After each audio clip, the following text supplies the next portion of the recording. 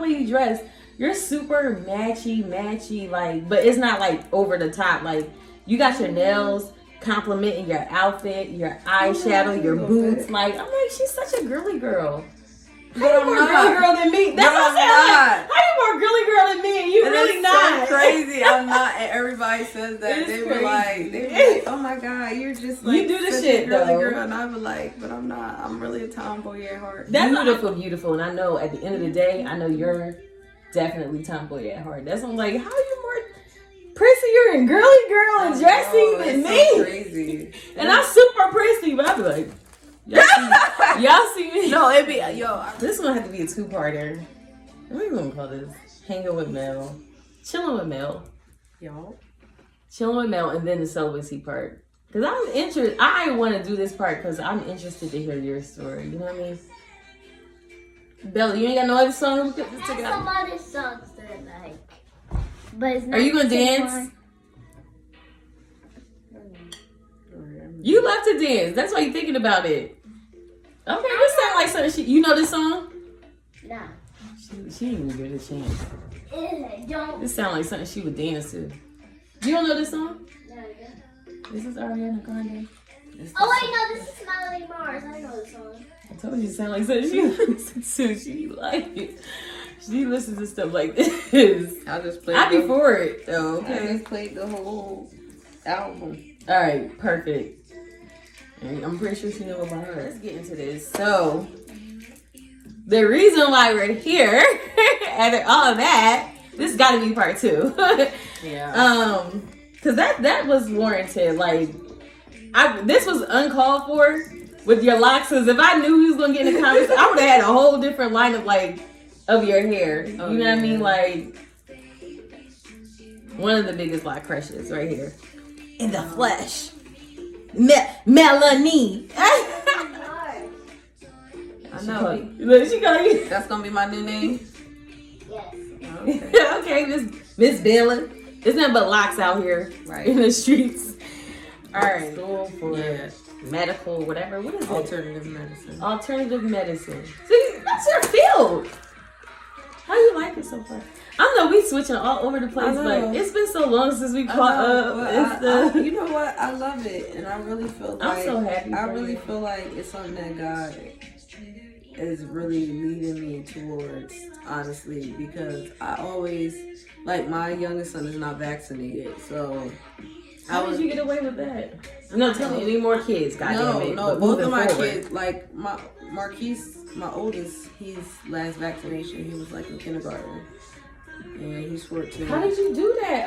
I thought they try to make it seem like if you don't do it, they can't come to the school. And I never had the flu shot.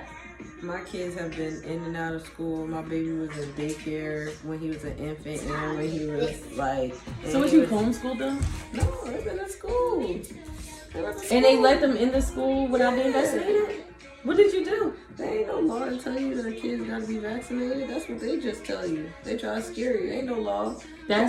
Girl. There's no law that says that your kids have to be vaccinated. They got me so mad. And now, like, for real, my whole thing is, okay, why should you penalize my kids for not being vaccinated if vaccines work?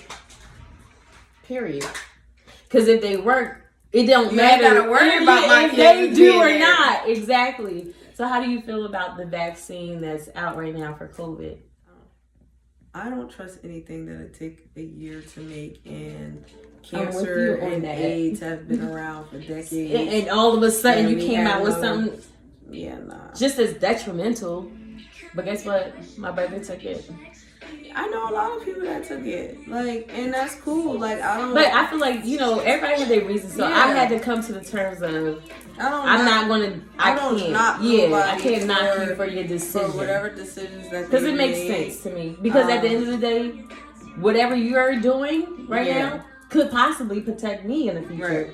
Right. You know what I mean? So like, thank you for that sacrifice. And that's my thing. If enough people get vaccinated, I ain't need to worry about it. And that's your point. Period. Why are you worried about my son not being vaccinated if the vaccine worked? Period. Exactly. That's exactly where my thoughts are. So nah, there's medical exempts that you can like print out and download and stuff like that and submit to your are you children. kidding me? I never knew this. When you register them for school, there's things that you can print out and download to make your children exempt from vaccinations. So is it something that like I have to prove, or all I have to do is sign? Sign it, you can get it notarized, and that's it. Like, A notary is in my backyard, right? Okay. That's it. Period. Other thing about God. Other than He brings and the illness. I'm gonna cry I'm a cry baby. You don't understand this part about me. I mean, You don't understand. I cry on beat.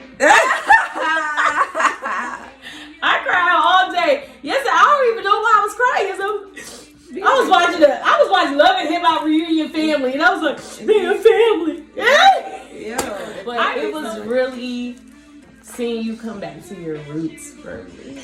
I mean, you got to sometimes, you gotta experience. What was it that your dad said? I want to know what Pastor Everything. Melodies. What did you say? Everything. That's what I was thinking. I was like, yo, My dad has. your dad is a pastor. He's always been my number one supporter. And I know that. I'm like, y'all close, so like, whether I was and he right, be your whether I'm supporter. wrong. He ain't judge you. You know how many Christian church people judge you because you go astray? I was never going to disrespect anybody's spiritual belief. You know what I mean? Because how I feel about mine, that's how you feel about yours. I mean, spirituality is something that you have to come into on your own. Exactly. Like, and it's not. My bad. We've been apart for so long. and it's not. It's not really a matter of right and wrong. Exactly. Anymore. I agree. Like, I've experienced what it was like. I took my shahada. Like, That's what I said. I've worn a hijab before. I've seen religion. Every aspect. From a lot of different aspects. And you came back home. That was the wow factor. I know. I haven't explored it like that. My ancestors always guide me back to, one of the things that I could always say. My grandmother was a God-fearing woman and she passed away. Was that last year? Be 3 years. 3 years? May 5th, Cinco de Mayo. Damn. So it's like, I always feel like people like that, they always guide and protect you. And I believe that. And, as I got older, I realized, this pandemic was really one thing, My father had COVID, that first round of COVID. I remember you told me. Before, they even knew what a COVID was. Yep. Before they even gave COVID a name to That's it. why you ended up back here. Yeah, that's why I ended up moving back I remember. to New Jersey. Like, my dad was in the hospital for 45 days. Like, he was in a medically induced coma for 3 days. And I know it was the grace of God, they said if he would have stayed home maybe another day, he probably would have passed and things like that. Like, that's how it hit him so hard. Like, and it was like, it really made you open up your eyes and appreciate, those that love you. And in the midst of, all that situation, I was falling out with my baby father and things like that. So it's like, it put a lot of different things in perspective. And let you, what you don't want to deal with, what you do want to deal with. Life is short. It's too short to be unhappy. Look, it was death all around us for a whole year straight. And it really put, I really believe in my heart of hearts, this pandemic. Blessing in disguise? Yes, because it did the most important thing. It allowed people to go back to the source and go back to their faith, their hope, their religion, their spirituality. Like, they had to connect with something again. For one, we secluded and locked in houses and stuff like that. You losing people left and right. You either succumb to being locked in or you turn to your faith, and sometimes that's all people had was like their faith. Like, people was mass layoffs, they was losing their jobs, they was trying to think of how they were going to eat the next meal, fortunate for me, like, God blessed me That's throughout the whole pandemic. You know, I'm a witness to that. when I lost my job, Period. like, I was easy to find another job. You know, the little stimulus came out. You know, I took that little stimulus money and I, you know, decided to do something that I always wanted to do. My boutique was something that was in the making for years. You know, Wow. and it's like I always, you know, doubted myself. Like, do I got the money to do that? Or do I have this to do that? How am I gonna do this? And like that first stimulus check that I got, I was like, I don't even care how I'm gonna do it. I'm gonna just start ordering stuff and I'm gonna just make it work.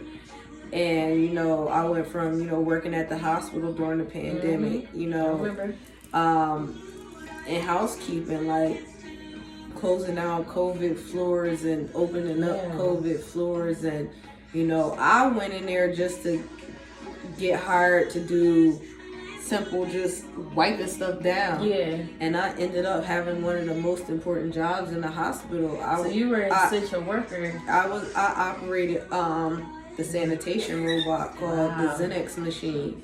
So, you know, after somebody was discharged from the hospital from COVID, I had to go in there and zap Did the you whole feel room. any, like, being that you come from, like, a range of spiritualities and things of that nature, did you feel any type of presence or spiritually something connected to that room when you had to clean it out? No. Really? Nah, because you know what? Most of the rooms that I did, I don't know if the person passed away or not. I really don't know. How did you feel being an essential worker? In a situation like that, doing what you did you feel essential to us? I felt blessed. Because you know why? Most people wouldn't have did what I did.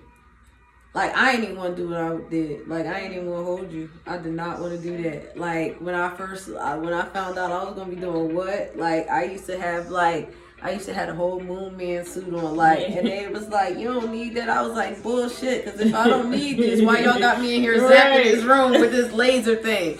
Wow. Okay. Yeah, all right. You tell me anything. Yeah, but, you know, one of the things that I learned, fear is the worst emotion, because, you know, it's literally people that was dropping out of here, not even because they had COVID, because of the fear of them having COVID.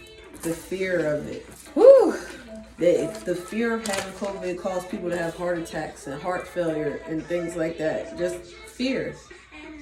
That's why I don't watch the news. People ask me that all the time. They like, when the news comes on, like, I'm like, turn that. The shade room. They were like, you don't want to catch up with current events. Nah, I don't. I do know what's current events. Keep it a little bit. I keep track of current events, but I don't too dwell much on current events for the simple fact that most of it is fear mongering and it's used to induce and incite certain emotions in you.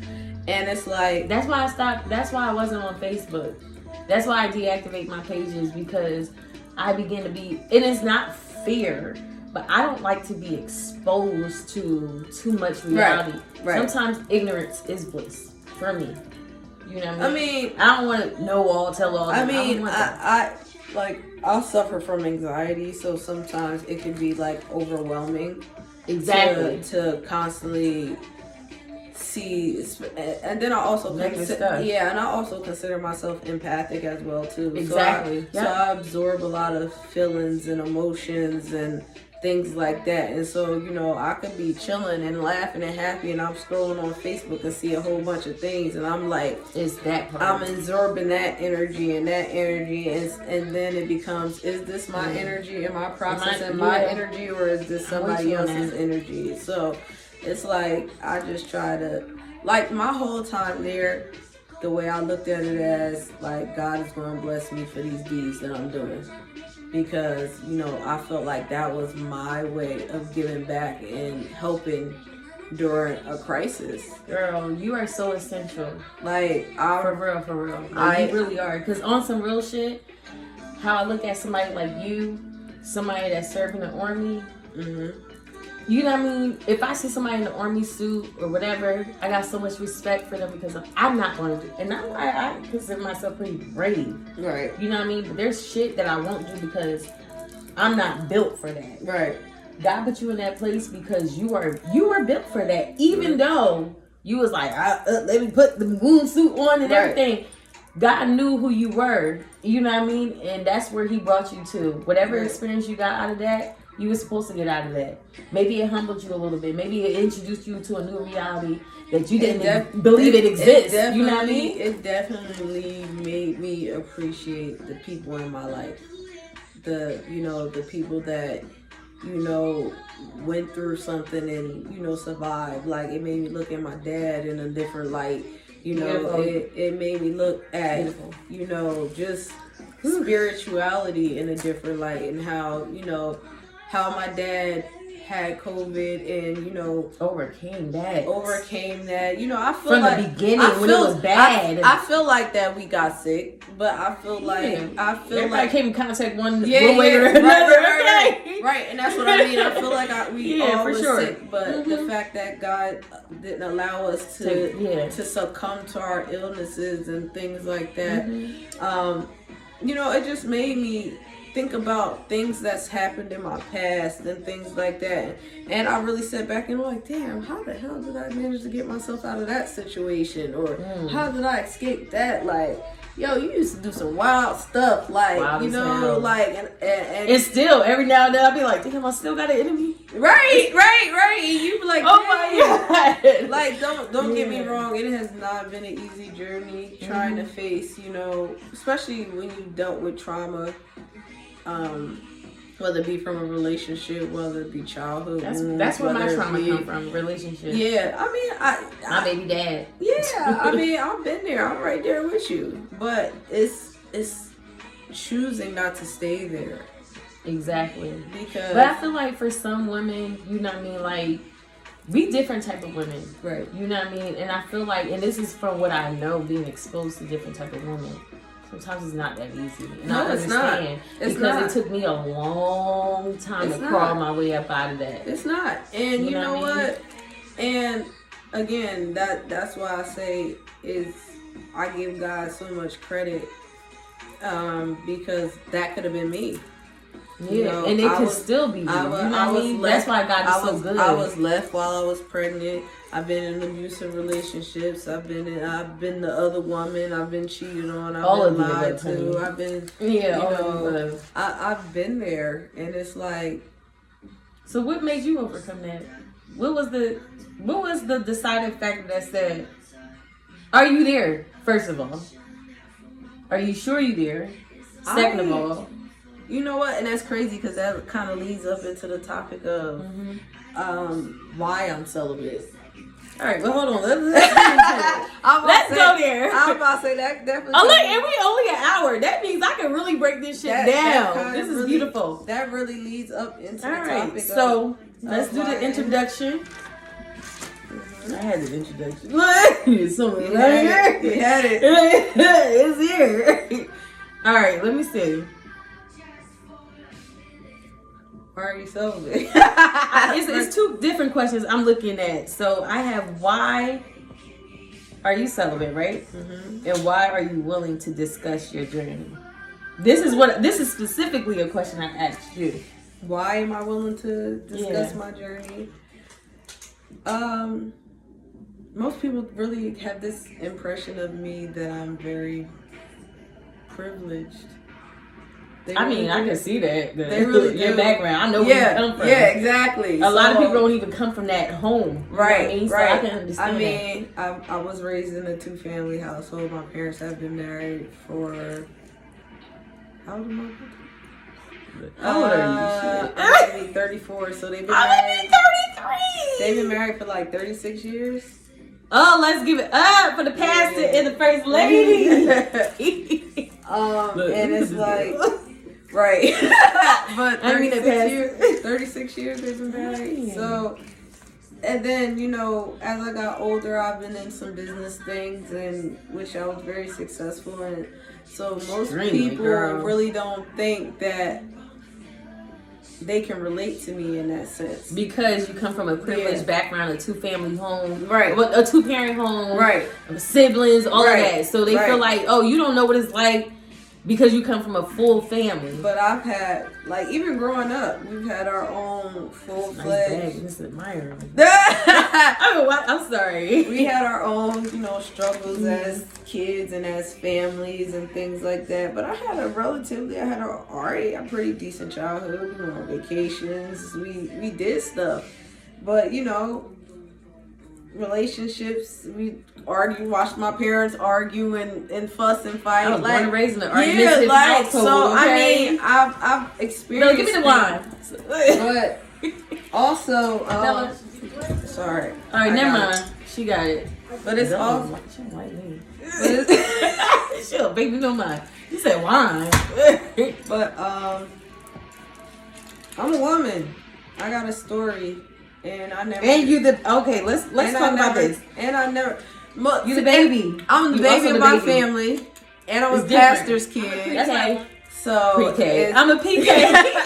I'm not a pastor kid. I'm a preacher kid. Yeah. Same we come from the church, born and raised in the church. All that right here. So one thing I've always loved and respected about my dad, he let me make my own decisions. He's always guided me, but never judged me. He's on YouTube or something? No, I know you said he does virtual, like he does something. To get him, just do it, because I would like, because honestly, where I'm at right now, my pastor died in my church the year before COVID. Mm-hmm.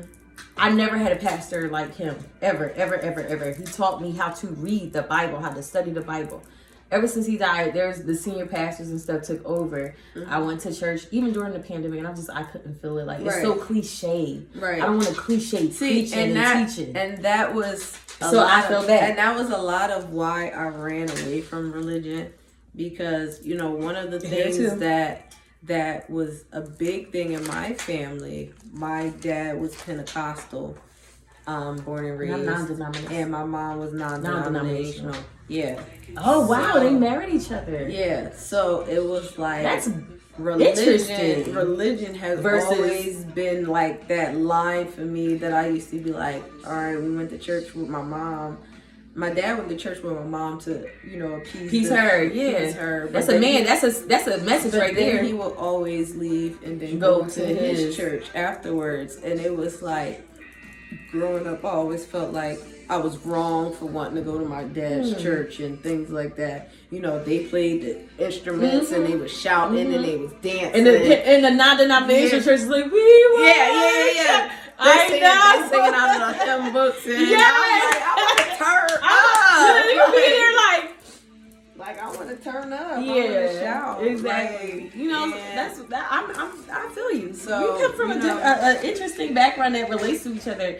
I knew your dad was a pastor preacher. Yeah. You know what I mean, but I didn't know it was this relatable. A lot of people don't know that about me and my sister. We come from a very religious background.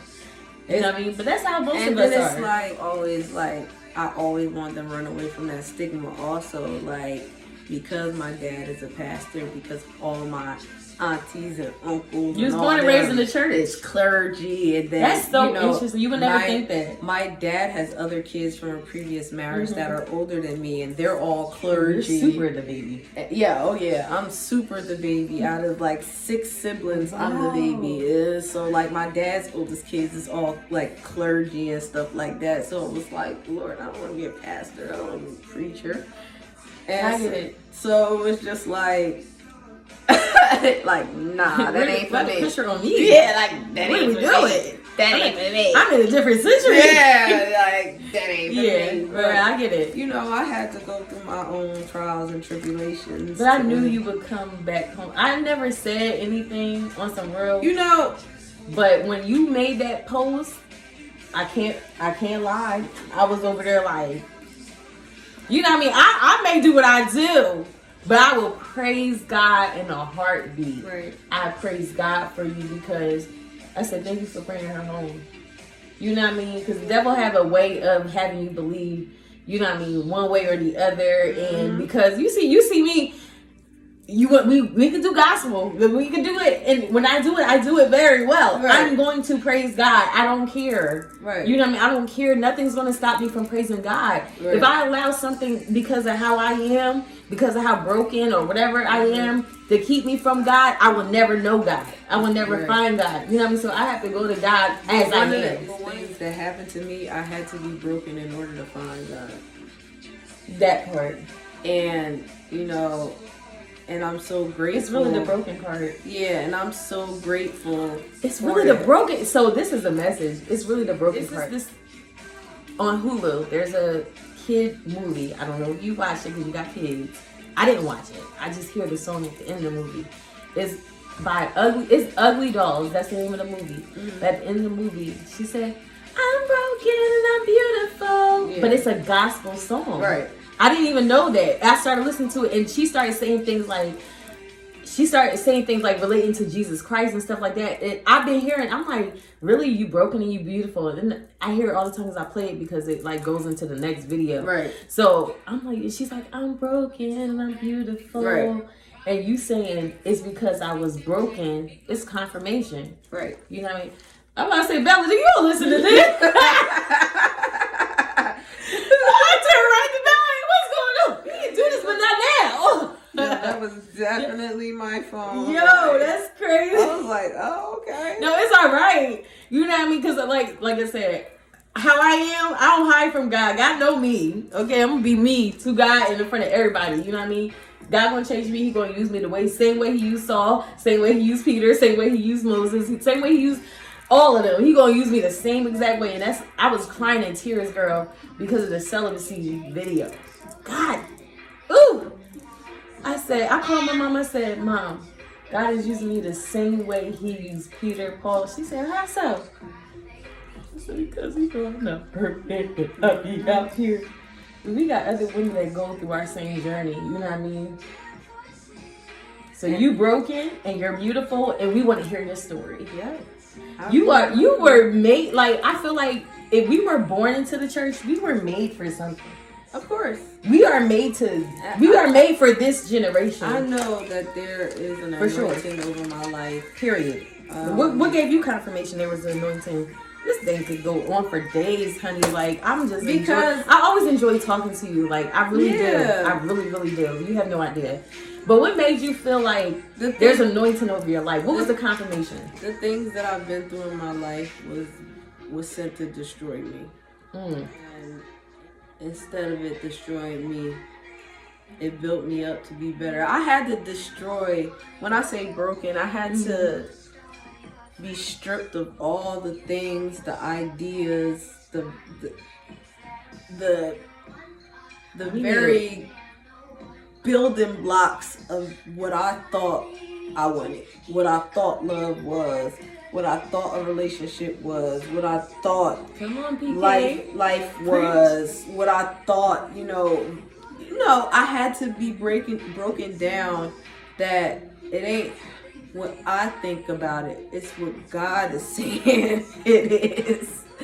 Girl, I had to learn, self-love. And it's one of the biggest things, because oftentimes we get trapped in cycles because we are not willing to love ourselves enough to say enough is enough. So why are you so bad? Because I loved myself enough to say enough was enough. To know that I'm beautiful and I'm not the object of somebody's affection. I can be, but all attention is not good attention. Some people just want access to your energy. And, I've learned to be very selective about the people that I allow in my life. Yeah. Because, the devil comes in many forms. It comes in many addictions. Yep. And, I know that I was broken. And I know I needed to heal. And me healing had nothing to do with somebody else. That part. And I knew if I was going to be in a relationship, it would have never worked out. I will literally say to myself, because I have people all the time that try to holler at me, talking to me. You a baddie over here. Like, I in do. real life. I do. And it's like, I decline them all the time. What is it about them that turn you off? It's not even them, really. It's just because you know where you at. It's me, because I won't even allow myself, because you very well could have great intentions for me. You could. And it has nothing to do with trust issues or any of that. I know that I myself could not give 100% to a relationship.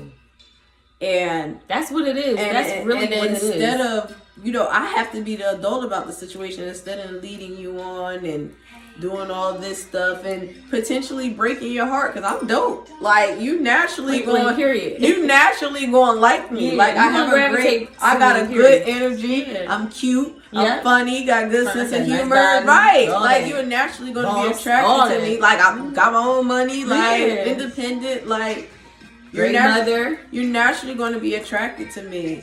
So I'm preventing you from being trapped in another toxic cycle, because for one, I probably won't commit to you. I'm probably going to run away from you. Because that means you're not there yet. Right. I was not there in my life yet. So how long have you been on this celibacy journey? I only ask this because I know how it was for me. About a year. Yeah. Okay. That's what it was. Sometimes it be longer. I broke up with my baby father in December of 2020.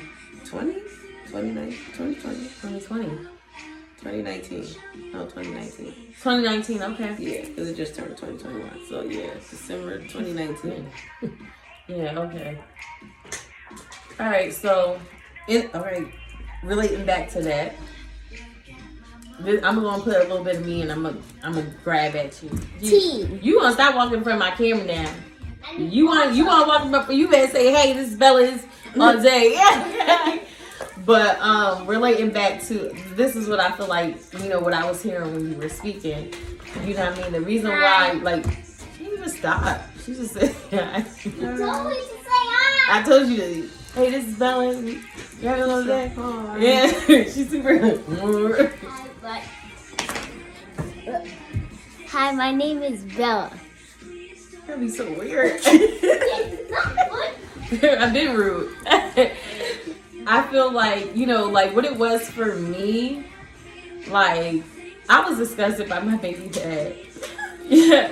So I couldn't even look at a man like the way a woman normally looks at a man. You know what I mean? I'm always feeling like, oh, what he wants? Like, what motive he got?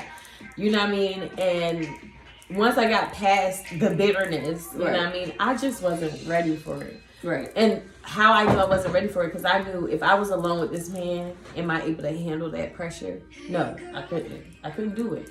You know what I mean? But after that year, I was faced with adversity, and I was put in situations where I was like,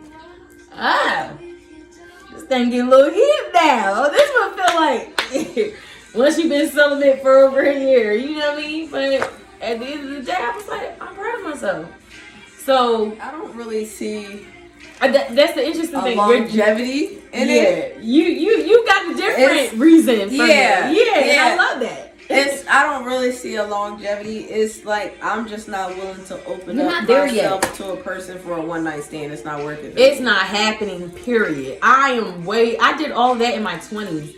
And I ain't had many one night stands. Yeah. But if I wanted to have a one night stand, there was nothing holding me back. I'm not gonna regret it. I don't have I don't care about that. Like, I'm just really that's where I was at in my 20s. I'm really just on a different wave. I got like my kids, like mother now, businesses, all that. We got a lot more. I'm in school full time. I don't really have time to graduate, honey. Yeah, I don't really have the time. And it's for it to be caught up. And I feel like guys come when you're. I be feeling so bad, like telling people no. Like I really do. Like, and I that's the empath in you. Yeah, and I'm like. Sorry, but but at least you can say it. And it's like, there's so many women that can't say no. And it's crazy because people be like, "You always at work. I guess the only time I'm gonna see you is if I come to your job." I'll be like, "Well, the only time you're gonna see me is never. Nobody never really sees me." Listen, if they come to my job, I work at the Weed Man joint, so that's Why was it lined up? Oh, I'm sorry, this is sidebar. It was lined up last It was Friday. reggae night, but I left. I hauled butt. Friday? Yeah, to come here. I told that's why I was like, I'm gonna come right after work. He was trying to get me to stay later. I was like, nope, I gotta do something. I appreciate you. No, seriously, I appreciate you because I really do. But you know what? Next time I'm kid free, I can pick and choose Friday or Saturday. I work both days, so it's All right, I'll be for there. sure. I'm gonna give you the heads up. I was looking at your car like she ain't moved her car in At days. all. I was like, yeah, she home. She ain't moved that car in days. That thing was out there. I ain't put down the windshield. Yo, I was cracking up like, yo. My girl, she was like, "Oh, you really don't leave the house?" I said, "No. The only time I leave the house is when I can get to play a little bit, Right. or go to the grocery store." I haven't been in so long. Down south scares me. It does because I've everything lived that going on. I've You lived actually down live down south, south, so you know how it go. Yeah. How's the racism thing? It's racism everywhere. I ain't experienced that shit up here. That's my thing because like I have black sons and I haven't experienced. I've experienced racism being up north. What's the comparison up here to down there? You gonna have ignorant people everywhere you go. I mean, in Florida, I call it like the interracial capital of the world. Really, in Florida, interracial. Okay. You have like so many black dudes with white baby mothers and mixed kids. That's in PA. And it's racism in a sense because it's like they don't want to have kids with black women. They want to have kids with white women down there. Yeah. What's wrong with us? Is there anything wrong with us? No. It's a lack of, people. I don't know. If you meet a white man, would you marry him? That would treat you right, or you're super against marrying a white man because of your bloodline? I dated all white people until I had my son. That's why you wanted it. My oldest, I used to always say I did not want to date a black person. All throughout high school, I didn't have a boyfriend all throughout high school because I was like, I don't want to date a black person because I know they only want to have sex and I'm gonna end up pregnant. And that's fact. And as soon as I got my first boyfriend, I was with my baby father. Your affirmations, your thoughts, like he confirmed that. That's crazy, yo. But no, we know this as black women. You know what I mean? Like, so my whole thing, this is where it really falls at. So how I feel is, don't be mad at me when I'm marrying a white man. Pride with you black men. That's where I'm at. I tried. More than anything, I would love a black man. I love black men. I think... But I feel like black men don't love us. They want Puerto Ricans. They want Mexicans. They want white women. They want this. They want that. They want exotic women. But I've also learned too dark for them. But I've also learned that's a childhood trauma that they have to overcome. What is... Okay, dig a little deeper. Like, what about it in their childhood trauma exposes them to... Could have been teased for being too dark. Oh, or, that makes sense. Us as mothers, sometimes we can be, a mom is the first toxic woman that a young man ever meets in their life. Ooh, thank God. A mom can be and and this is why I really try so hard to be a good role model for my children. Don't get me wrong, my oldest son has seen it and experienced your oldest things. one. Yeah, that's how my son is. I'm not even gonna play in front of him. Right. I don't care. My son know who I am. Right. Period. Like, right. Yeah, and it's kind of like we grew up together, so exactly we see things that I might not be too happy about, but with the baby, I try to really be the best mother that I could possibly be to him because I don't want my influence to make him have a tainted outlook on relationships with women and things like that. Yeah, that's like I kiss my boys. I tell them I love them. Yeah. Like I don't instill in them that super toxic hyper masculinity. Like I curse somebody out if they see my son. Yes, if you need to cry. If they see my son crying, they say stop crying. I say don't do that. Because that's the problem now. Yeah. That's the problem. So many people teach their sons don't cry. And why you think these niggas, when they grow up, they are so hard. They don't have no emotions. Because you didn't allow that boy to cry when he was a baby. My son cries in my arm, my lap, everything. Yep. Don't I tell anybody, his grandma, I don't care who the fuck you are. Yep. Don't tell my son, oh, you a boy, you're not supposed to be doing that. You don't tell my son that. Don't get me wrong, I was guilty of that. Like, and then I had to take a step back and say, you know, it's beautiful that he has emotions. It's beautiful That's how that all kids start off. he's not stone cold to the world, Mm-hmm. and he has empathy for certain people and certain situations and things like that. And he get it from his mother. And I should be, you know, proud and harnessing that in him. Like, my son is a debater, and you know, I love both of them. The oldest one, the oldest one in particular, he has very eclectic. He has very eclectic viewpoints on things. And one of the things, I might not always agree with them, and you got respect. And we have heated debates all the time. And he tells me, "Well, Mom, you're just because you're not listening, or because you have this viewpoint." And I'd be like, you know what? I might have that viewpoint of something, but that doesn't mean that you should ever feel bad about the opinion that you have, because that opinion that you have is what makes you different. Don't ever let anybody tell you you're wrong because your viewpoint is different than theirs. Exactly.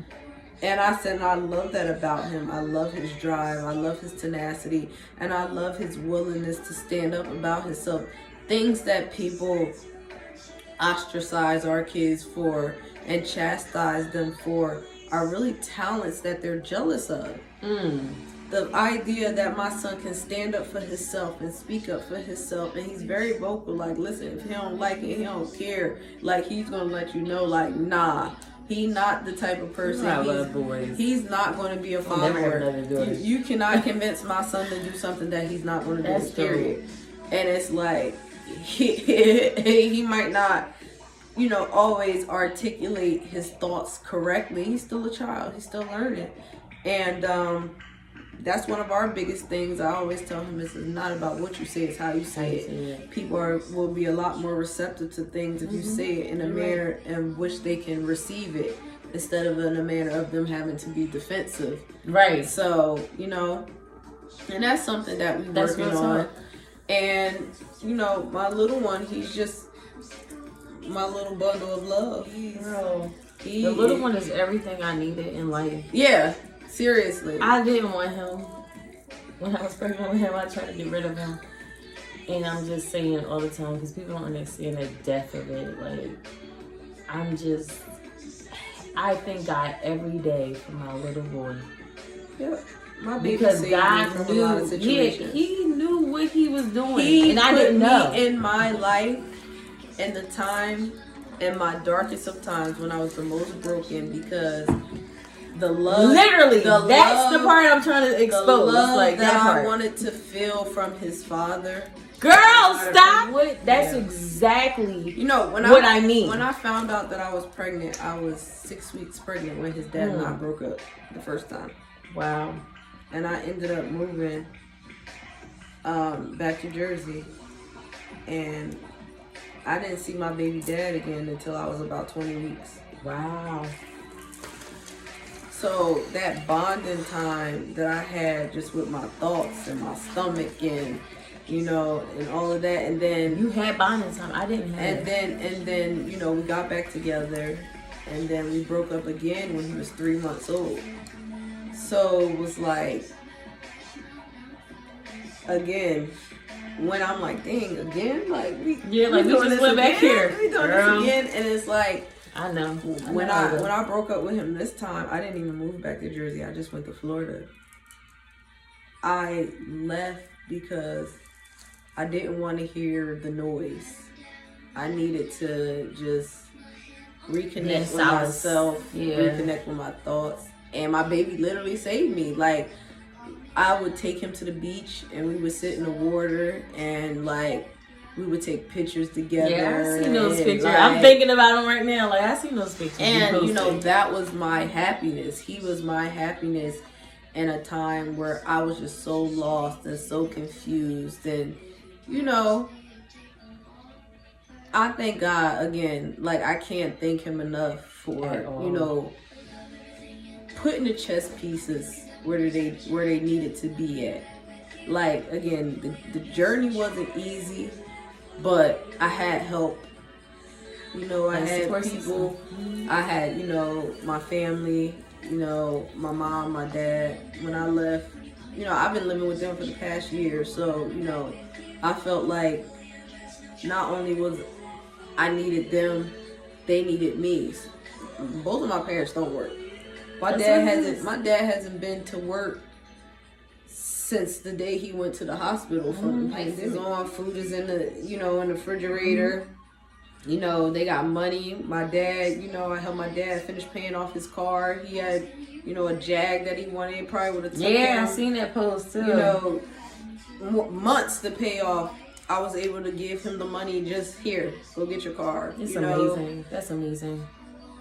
That's amazing. I'm so thankful and so grateful for the things that I've been through, because it really is defining me as a woman. And, you know, I'm not perfect, like you said.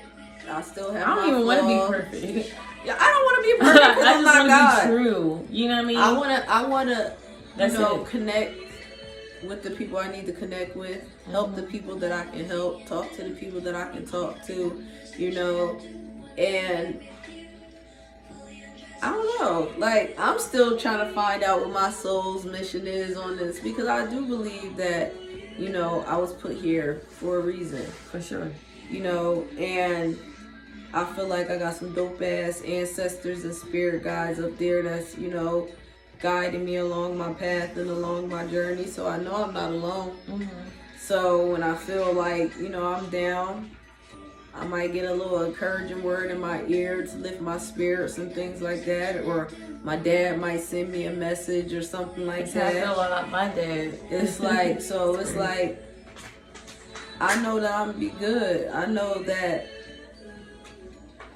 the world is ups and downs, but long as I continue to be faithful along my path, that I'm gonna be all right. I'm gonna be able to achieve the things that I need to achieve. Money is not gonna be an obstacle to me. You know, as long as I continue to be the person that I am meant to be, and not the person that I was pretending to be. That part right there. Because, you know, I had a really powerful, you know, throughout all of this, I still maintained a relationship with my son's father. Out of everything that we've been through, you know, the love that I have for him is a different type of love. And I know he's a part of my soul's mission. And elaborate on that, please. It could be like as when a catalyst to him, to you. He's the person that triggered me to this path that I'm on. If I would have never met him, if I would have never made the decisions that I've made, if I never would have went through the obstacles that I went through, if I would have never experienced the things that I went through, I would have never been able to take the blinders off. I would continue to still be naive to what I thought love was. I would have continued to be naive to It's crazy. what I thought faith really was. so And naive to life. You know? I would have been... No, I get it. I totally get it. So, you know, you can look at a situation two ways. You can... I'm like, what she got going on? I'm like, wait. Okay. But why you got plastic bag? She texted and everything. What's going on? I know quick. No, I got time. Or we could, we could do a different day. We can. Because I feel like we got enough for like 2 videos, 2 different stories. And this not even a celibacy thing. Right. You know what I'm about to say we didn't even get to the We didn't even get there yet. You know what I mean? That's what I'm saying. Like, with us, who needs this? Like, you know, sometimes when the spirit... the spirit's always moving, period. Over. That's period. Yes. I don't know. If you have time, if you don't, we can do whatever you have time for. It's almost midnight, Johnny. Girl, It's like it was 10 11:30. o'clock the last. It's like 11:30. Oh my god. 11:31. That I'm like, it's like 11:31, yo. girl, we just yeah. It's definitely like 11:31. Oh my god, that's so hilarious. I'm cracking up. Just tell me when you gotta stop. Let me know. We can wrap this up right now, cause this can. Like I said, we got enough right now for like 2-3 videos. And this ain't even this. This has nothing to do. Maybe a here and there. Like 2 things. Yeah, it started off with locks. Then it went from light to life. Like this ain't even celibacy. Okay. We didn't even get to that. We didn't even get to that. We can save this for another day. I am an empress. You are. Definitely. Got no. Definitely are. Have no access to the temple At all. I don't even. without being worthy. Ooh, And I ain't child. got time to figure out if you worthy or not. You gotta come correct Listen, that's it. You have to come correct because I'm going to recognize it from the beginning. from the door. I like, seriously. I'll be looking like. Ain't my phone. You see, my phone ain't ring all night. Sorry. I really, honestly, to God, I appreciate you. I appreciate you all the time. Shit on deck. You tell y'all you busy. Right. Yeah. No, but I really do appreciate you, and I appreciate you taking time out of your schedule coming to fuck with me. You know, I'll be on them little gospel pages like, y'all can check my video out, but just know I'm not a saint. I curse. But I fuck with you, and I fuck with you heavy, and I appreciate you coming, and just, it's so refreshing. Yo, we do this every time. This is really how we talk in real life. No, for real. Like, And we'll really be there for like really hours. out there, John Clettas and whatever we got on. Like, girl, yes, because that's really us, you know. And it's a blessing to be able, even in the pandemic, to be able to get back with you and Facts. you know, meet up and just. I love to hear you talk. You're very educated. You know what I mean? Like, I appreciate your life so much. I'm lit. I'm lit. I'm lit. I'm lit. Like when you lit in real life, and Like you real just- talk, and she you're really real, is. and But you're no, a real life good person. You're like, nothing compared to your Facebook. Like, you really are lit as shit. And she's so, at the same time, you're so laid back. You really be like, chilling. Like I really be chilling.